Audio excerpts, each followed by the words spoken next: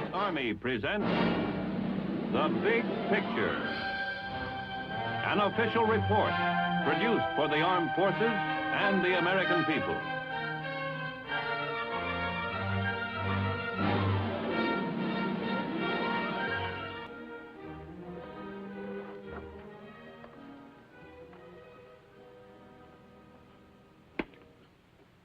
One of the finest tributes to the military stature of any country may be indicated by the number and variety of published works on its military history. Books reflecting the entire spectrum of opinion on the experience, achievements, and merits of wars fought. Our country has been fortunate to have produced so many capable military critics and historians to chronicle every major action of every major war we have engaged in. The Korean War has been no exception. Many volumes have been written about this ideological conflict. Many more will be written, to be sure. I'm Sergeant Stuart Queen, your host for The Big Picture. In two previous Big Picture issues, we presented the Korean War from its start in the summer of 1950 through Thanksgiving Day of that year. In this issue, we will present the final chapter of the Korean War. These two books contain some penetrating thoughts about the Korean War. They were written by a distinguished citizen soldier, Brigadier General S.L.A. Marshall. In these books and in other documents he has written, General Marshall recorded the Korean War as he saw and analyzed the conflict. In 1951, the Department of the Army sent General Marshall to Korea, the third major conflict in which he served as an Army officer. The result of his experiences in Korea and his long and valuable experience with our military establishment make him eminently qualified to comment on the Korean War. And now, The Big Picture presents this distinguished citizen soldier, Brigadier General S.L.A. Marshall. General Marshall? Sergeant Queen. General Marshall, against the background of your far-reaching experience in wars we fought, what are some of your observations and conclusions in regard to the Korean fighting?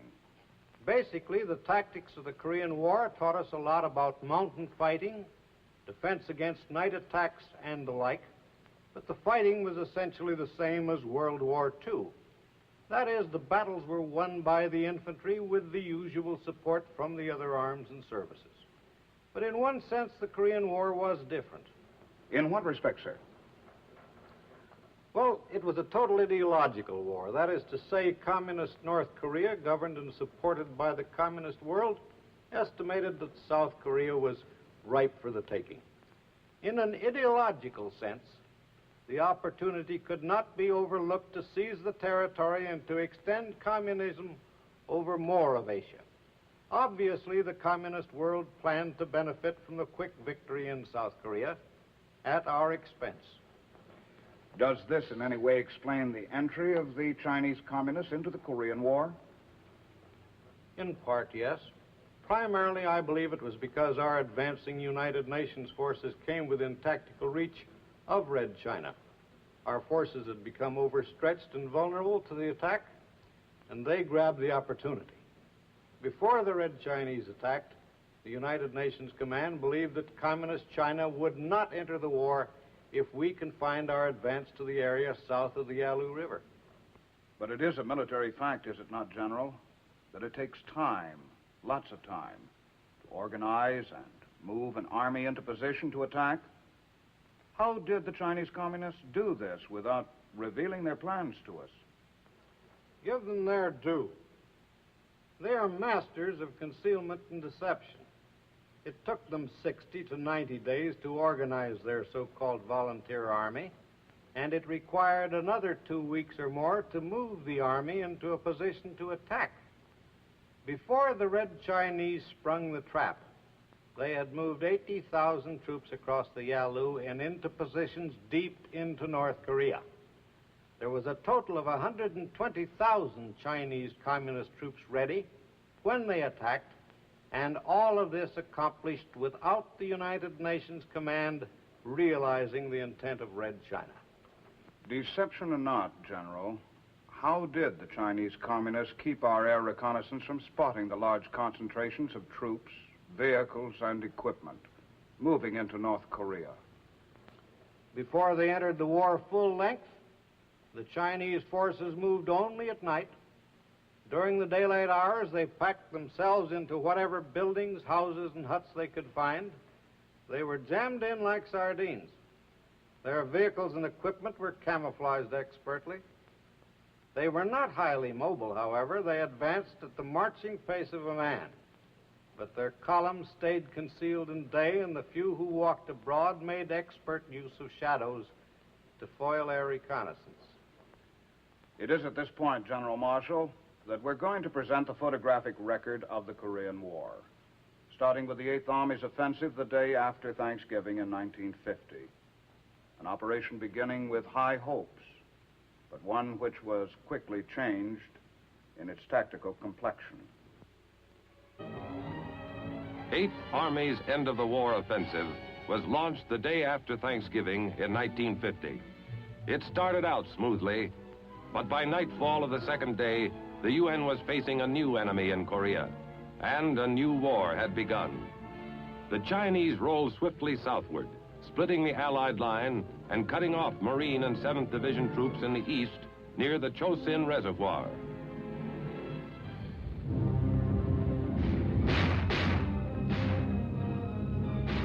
We took turns sleeping in the daytime. It was too cold at night. I heard later we lost more people from freezing than from enemy action. Even the mortar rounds froze through the casings.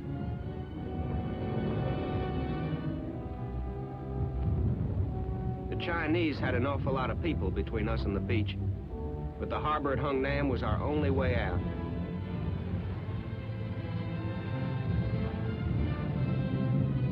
All our resupply came by air. Without that, we never could have made it. Same goes for the close air support we got from the Marine Air Wing and the Air Force.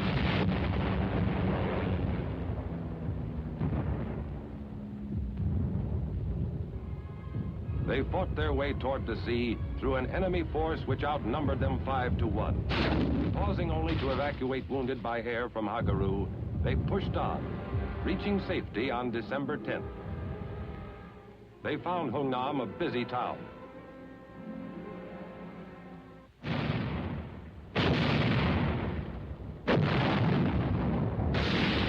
Within the harbor's perimeter, heavy weapons worked around the clock, throwing up a curtain of fire through which the enemy divisions dared not pass. Behind the guns, a near miracle of planning, organization, and teamwork was taking place. A massive amphibious landing in reverse.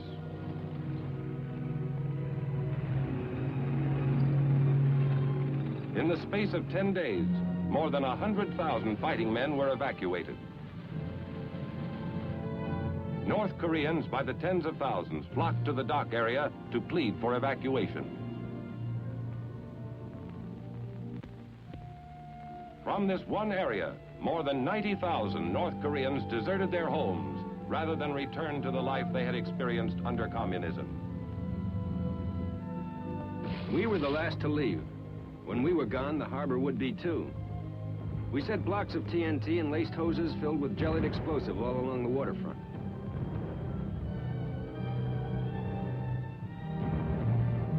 When we left, the harbor was one big ticking time bomb.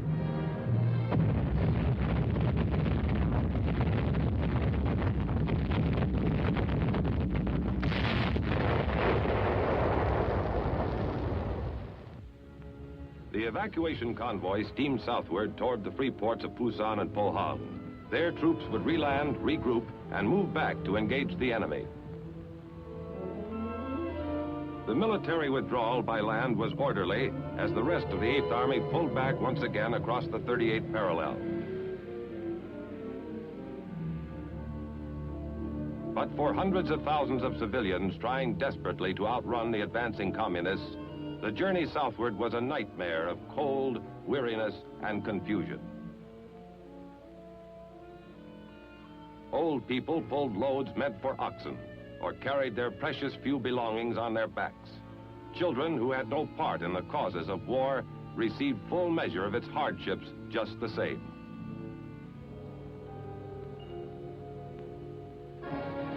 On December 27th, General Ridgway arrived to replace General Walker, killed in a tragic Jeep accident. He was just in time for the enemy's New Year's Eve offensive.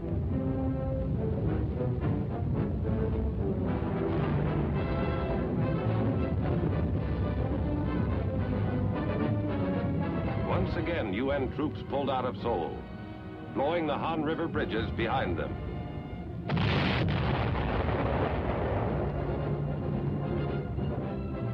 Incheon, like Hungnam, was evacuated by sea. Here, too, we took pains to leave nothing behind which the enemy could use.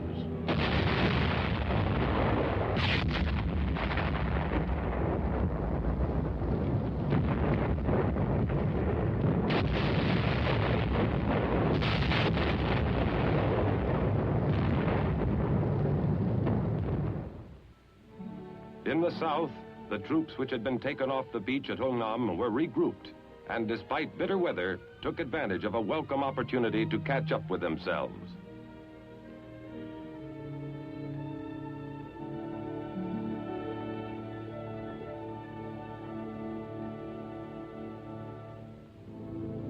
By mid-January, the enemy offensive had bogged down. Using fire-hardened troops, Ridgway launched a series of short, high-powered thrusts called Operation Killer.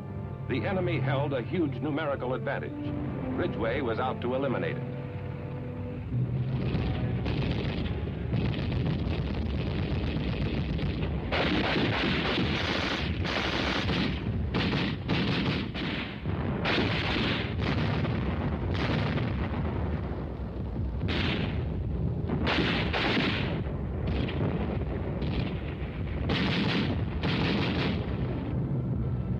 Assault units moved up, expecting to meet great strength.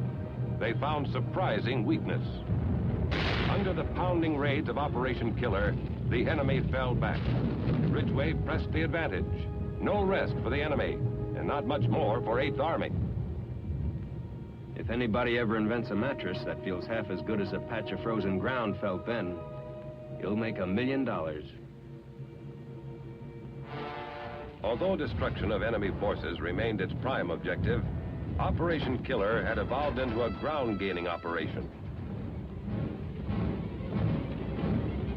The way things were going, we couldn't stay outnumbered for long. The word was they were losing 10 men to our 1. For 6 weeks, the seasoned fighters of 8th Army scoured the countryside, inflicting fantastic losses on the retreating Reds. On March 7th, the enemy's main stronghold east of Seoul was smashed. The next step would be Seoul itself.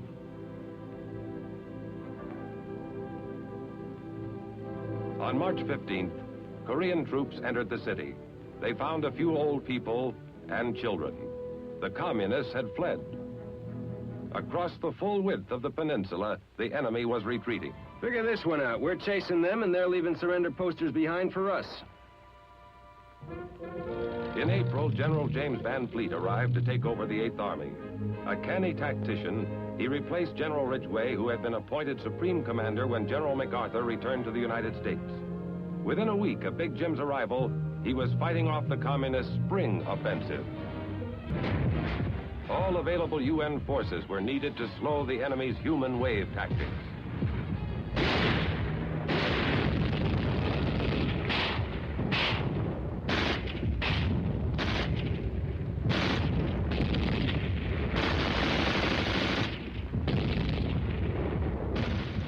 Routine.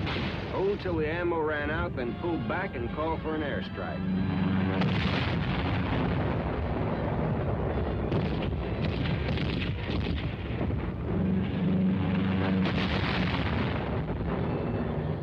When foul weather grounded the Air Force, units north of Seoul were forced back across the Imjin River.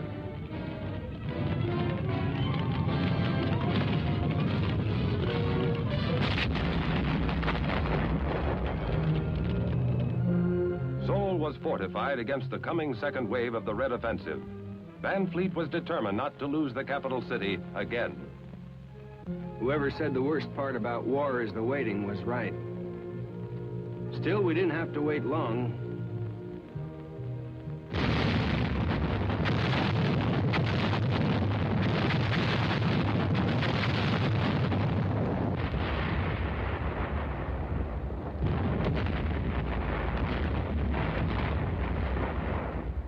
Every road, every valley approach had been zeroed in beforehand. The enemy lost thousands of men breaking through the curtain of fire, then faltered and lost his advantage. As the enemy turned once again to retreat northward, Van Fleet followed with mobile firepower.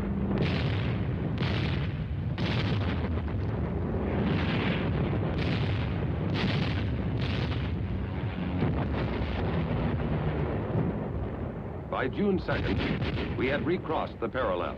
The enemy had spent 200,000 men, a third of his entire force, and gained nothing but the knowledge that numbers were not enough. Operation Killer continued without let-up.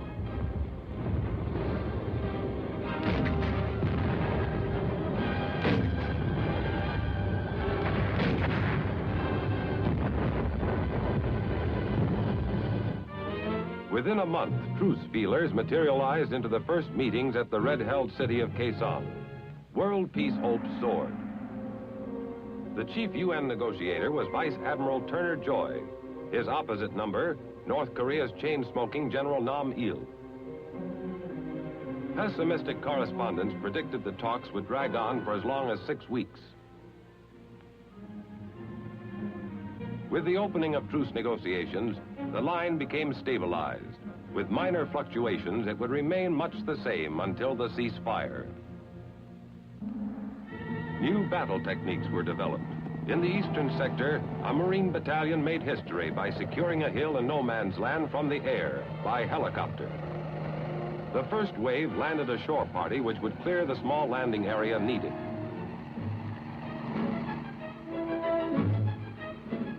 In a matter of minutes, the first copter load of aerial cavalry was arriving, fully equipped, fresh, ready for action.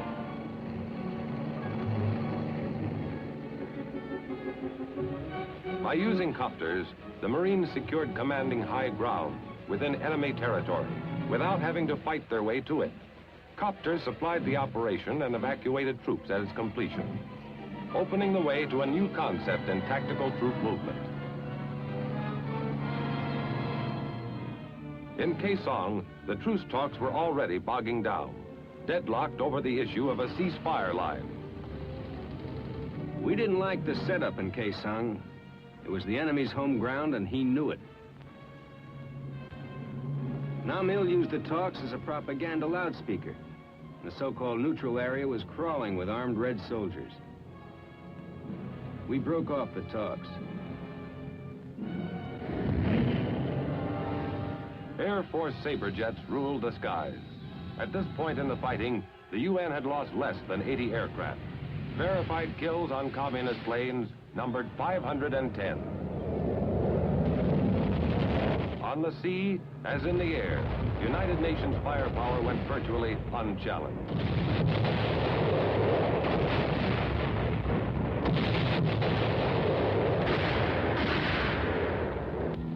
Near the end of October 1951, truce talks were resumed at the tiny farming village of Panmunjom. The UN delegates offered a compromise. They would accept the communist proposed ceasefire along the present battle lines if all other problems could be ironed out within 30 days. If not, all bets were off. The war virtually stopped, except for the constant booming of artillery.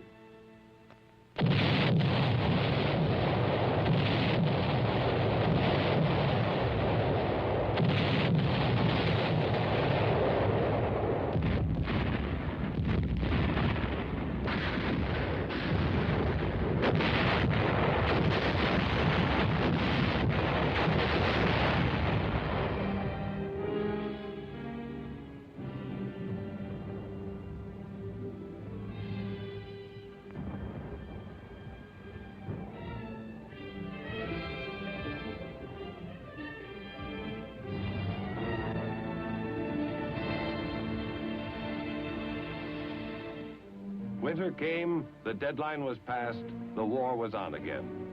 The deadlock issue now was the right of prisoners to free choice in the matter of repatriation. Both sides were adamant. Meantime, across the breadth of Korea were fought the Bloody Hill battles, names not difficult nor pleasant to remember.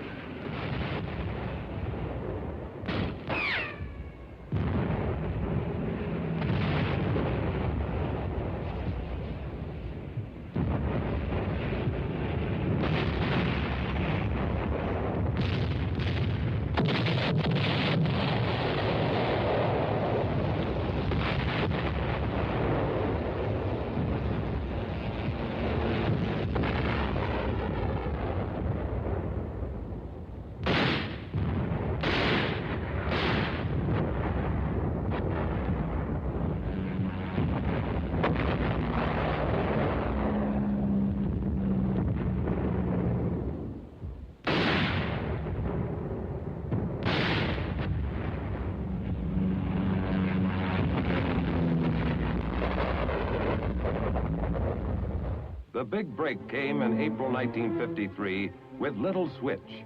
Stalin had died in March, and Malenkov had taken over.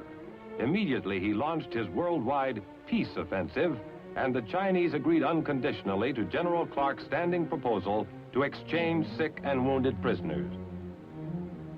The exchange went smoothly, and truce talks were resumed. Encouraged, the world listened for news of the final signing that would mean ceasefire in Korea. It came on July 27, 1953. While the communists signed at Panmunjom, General Clark, in ceremonies at the UN base camp in Munsan, signed 6 copies of the document which would end the bloodshed. There was excitement, but little rejoicing.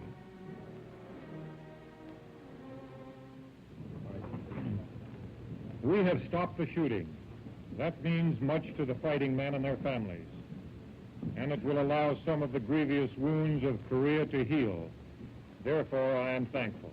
The task now is to put the ceasefire agreement into full effect and get down to working out an enduring settlement of the Korean problem. I cannot find it in me to exult in this hour. Rather, it is a time for prayer, that we may succeed in our difficult endeavor to turn this armistice to the advantage of mankind.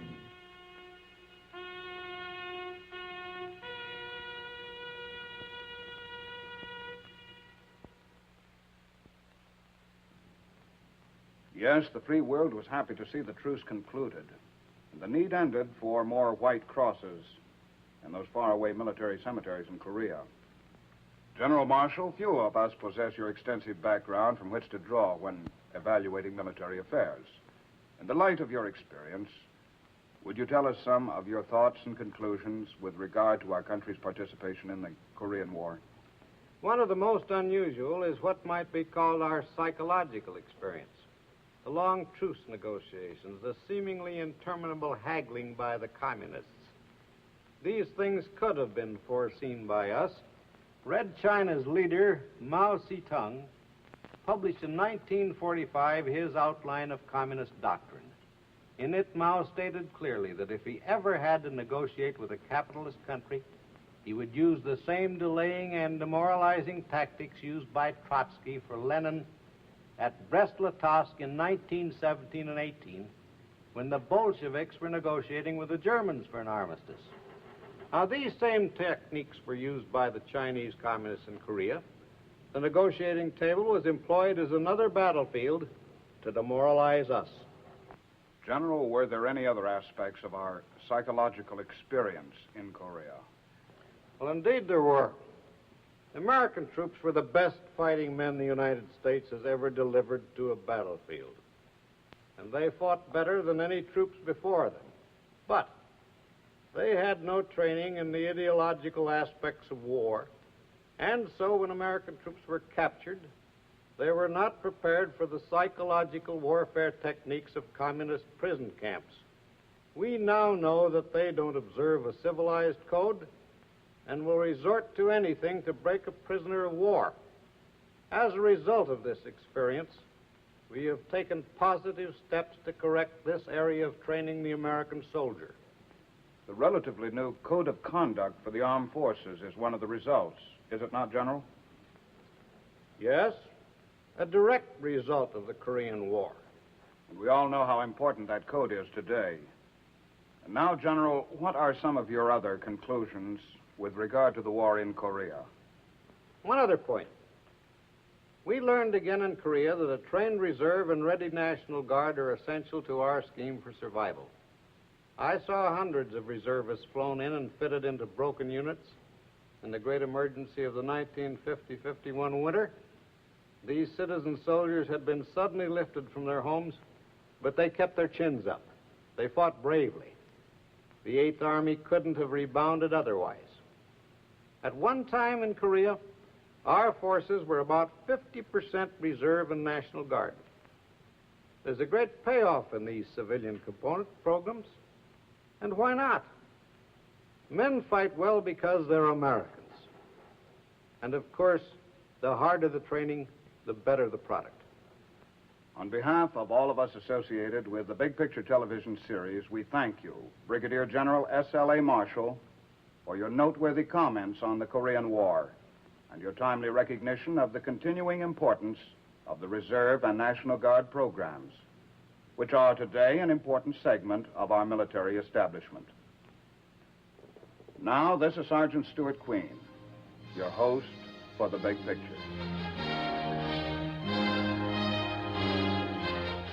The Big Picture is an official report for the armed forces and the American people.